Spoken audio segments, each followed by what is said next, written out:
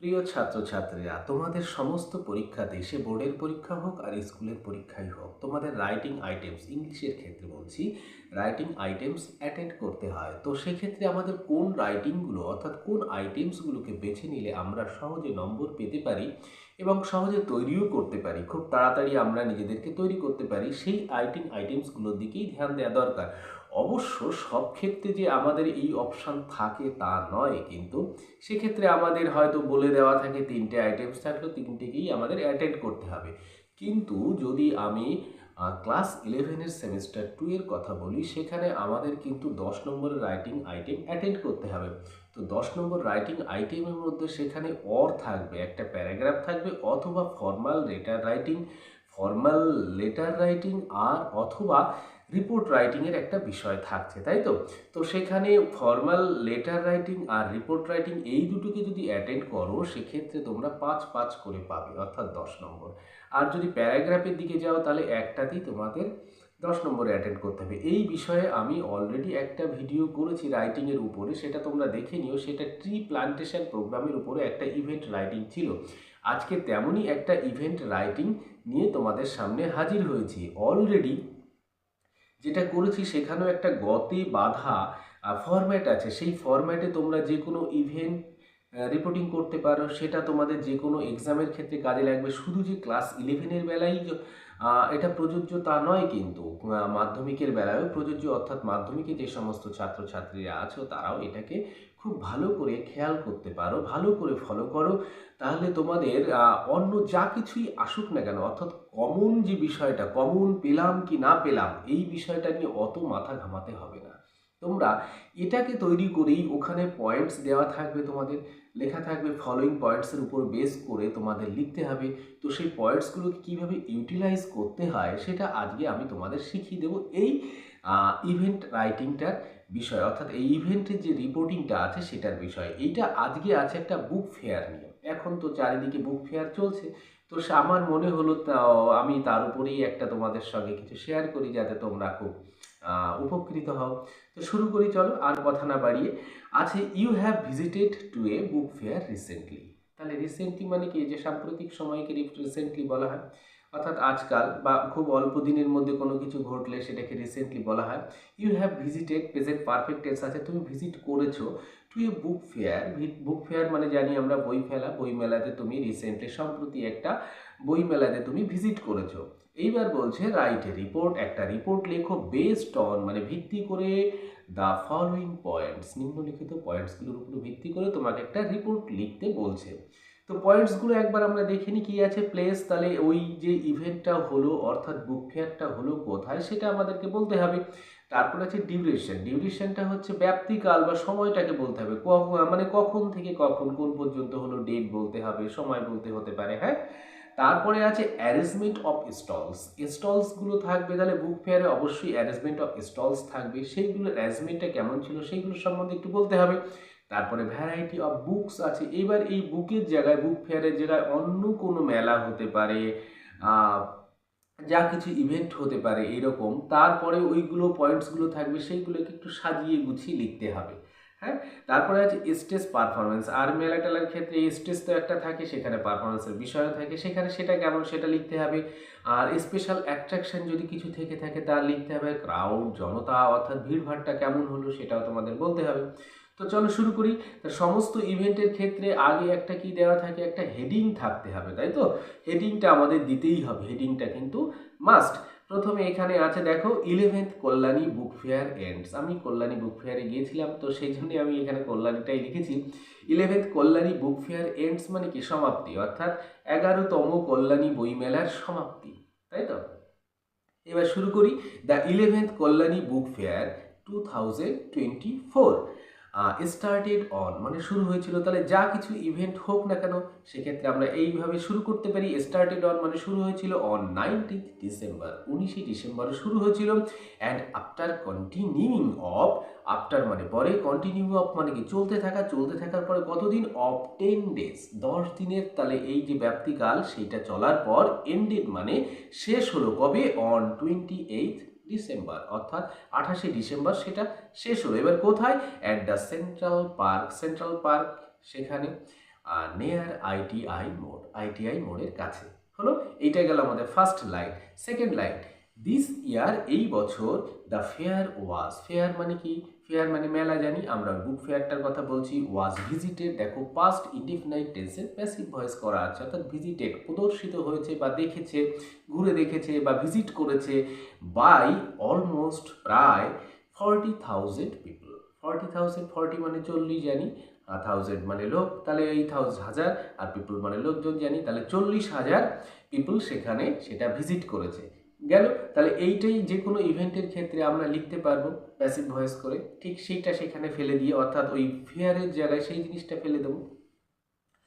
এমন যদি এরকম হয় কৃষি মেলা, তো কৃষি মেলার ক্ষেত্রেও আমরা সেটা লিখতে পারবো, তাই না?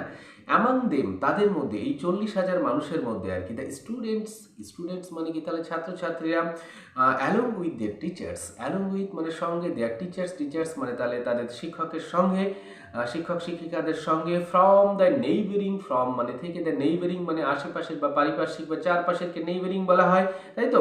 স্কুলস থেকে অলসো ভিজিটেড দ্য ফেয়ার, তাহলে ছাত্রছাত্রীরাও তাদের শিক্ষক শিক্ষিকাদের সঙ্গে এই ফেয়ারটা ভিজিট করেছিল। হলো, the book fair was held by, held মানে কি? হেল্ড এখানে অর্গানাইজ করাকে, এই অর্গানাইজ মানে কি? অনুষ্ঠিত করা, কোনো কিছু প্রেজেন্ট করাকে অর্গানাইজ করা বলে, সেটা হোল্ড ফর্ম দিয়েও হয়, হোল্ডের থার্ড ফর্ম জানি আমরা, সেকেন্ড ফর্ম জানি হেল্ড, তাই তো? The book fair was held, তাহলে অনুষ্ঠিত হয়েছে বা অর্গানাইজড হয়েছে বাই দ্য বুক সেলার অ্যাসোসিয়েশনের দ্বারা, ইন কোলাবোরেশন উইথ, এটা একটা ফ্রেজ।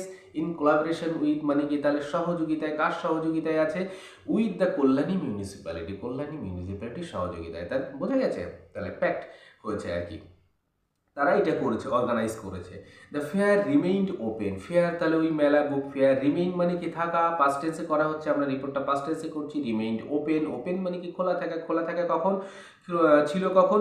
ফ্রম 2 PM থেকে টু 9 PM এভরিডে, প্রতিদিন 2টো থেকে, অর্থাৎ বিকাল পড়ে যাচ্ছে দুপুরের পরে, দুপুরই ধরে নাও, 9টা পর্যন্ত, রাত 9টা পর্যন্ত।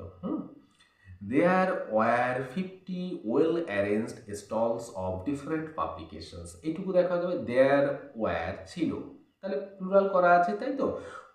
50 মানে কি? 50, ওয়েল অ্যারেঞ্জড, বেশ ওয়েল ডেকোরেটেড বলতে পারো, বা ওয়েল অ্যারেঞ্জড। ওয়েল মানে কি? ভালোভাবে, অ্যারেঞ্জড মানে কি? গচ্ছিত বা সাজানো।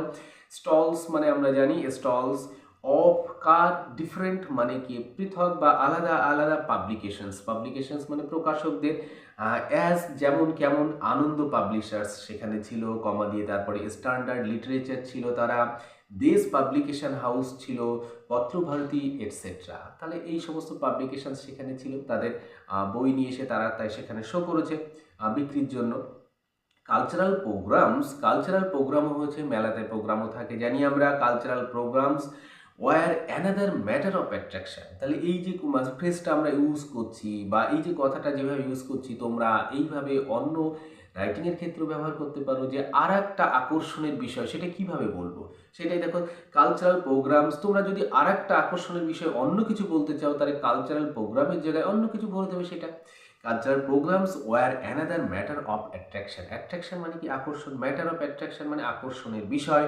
ফর দ্য ইয়াং ইনথিউজিয়াস্ট, কাদের জন্য? ফর জন্য, দ্য ইয়াং মানে অল্প বয়স্ক, ইনথিউজিয়াস্ট মানে উৎসাহী যে মানুষজন আছে তাদের জন্য, যারা অল্প বয়স্ক সাধারণত তারা খুব উৎসাহী হয়, তাই তো?